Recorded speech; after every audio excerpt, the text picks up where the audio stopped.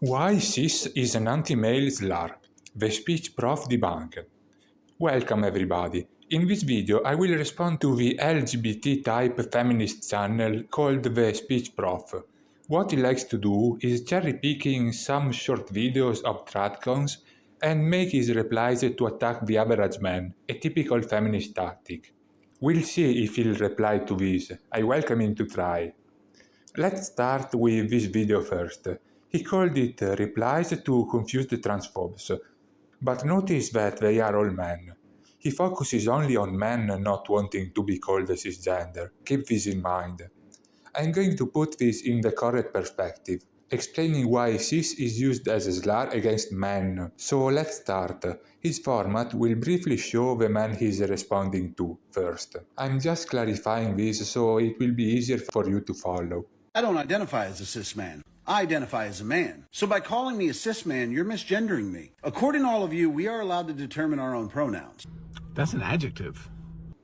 As I said, the speech prof is starting with the weakest position, or at least it appears weak by cutting it short, because maybe he was just showing the similarities, I wouldn't know with the cut. But even understanding the difference between pronouns and adjectives, that's beside the point. The important point is that the LGBT wants their language validated and respected, which they'll use to harm men. And then they will find some reasons to justify why the language men want to use for themselves is not valid. Yeah, cis is an adjective, but it's also used as a noun. And it's mostly used as a noun by the most aggressive intersectional feminists. Think about all the tag groups, are the cis okay? So according to your logic, is it okay to reject cis when used as a noun? Just like the LGBT says that just trans instead of trans men is dehumanizing because it's not an adjective. But we should go even further and reject the cis slur completely, because it's how it is used that makes it a slur. It's used by people like you. First reference, you make this claim about angry men and fragile men. Like angry man, confused man, fragile man. That's more hate speech from you.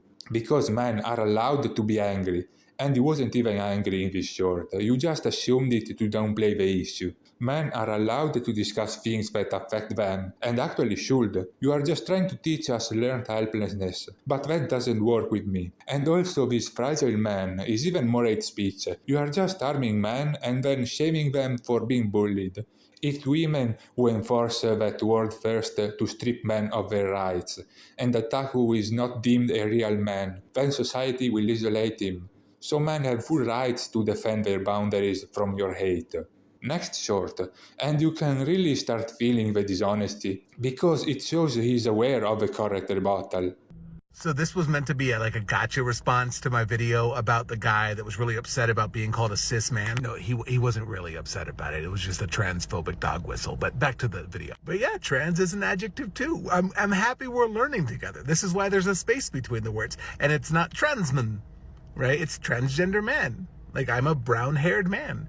And you're Yeah, trans is an adjective, and that destroys his own claim. So instead of addressing it, he makes up more strawmen from his ass. Basically, if you stand up for yourself, you are a conservative and a transphobe. This is actually the reason why we as pro-male men must push back against these people. They'll use transphobia as a tool to slander men who dare stand up for themselves. Let's check his reply. No acknowledgement, more unprovable claims to insult men, cringe sarcasm, and also derailing on a different topic. People using trans men instead of trans men.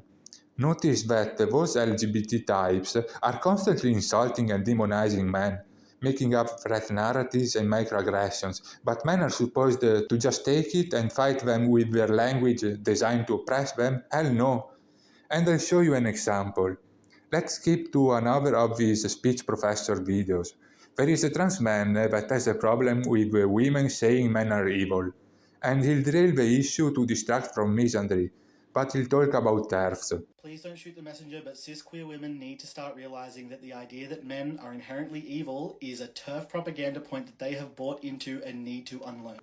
And do you know why? Because to be openly F2M is to be socially female. So it's the same old thing, he wants to have it both ways. To be respected as a man, but also he knows what it's like to be a victim of misogyny, which just means keeping the female privilege because misogyny doesn't exist. And once again, this video is cut short, but the recurring pattern is confirmed in the speech prof reply as well. There is no misandry. That particular trans man can speak because he has experienced misogyny. There is no such thing. And so he's one of his batters. Stop asking him to reply to him because he won't do it, except he'll do it. But only because he's replying to the man in the comments arguing in bad faith, sure. By the way, my video will have these shorts on description so you can actually verify, unlike his. Because I know the truth is on my side and I don't need dirty tricks. So in this second short video, he also says that there's no misandry, that we live in a patriarchy. I'm not sure why people keep sending me this video thinking I'm going to be outraged. It's not my place to center myself in this conversation. I'm only even making this video because I think people in his comment sections are making bad faith arguments. He has experienced misogyny firsthand in ways that I, as a cis man, never will. All bullshit. And he uses the slur as a way to silence men in the title. Do you see how this proves my point?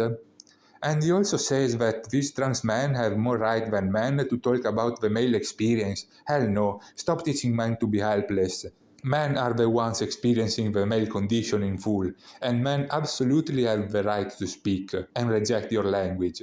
You say that this cisgender debate is a dog whistle for transphobia. Actually, it's the other way around, and the perfect opportunity to show what dishonesty and misandry hide behind.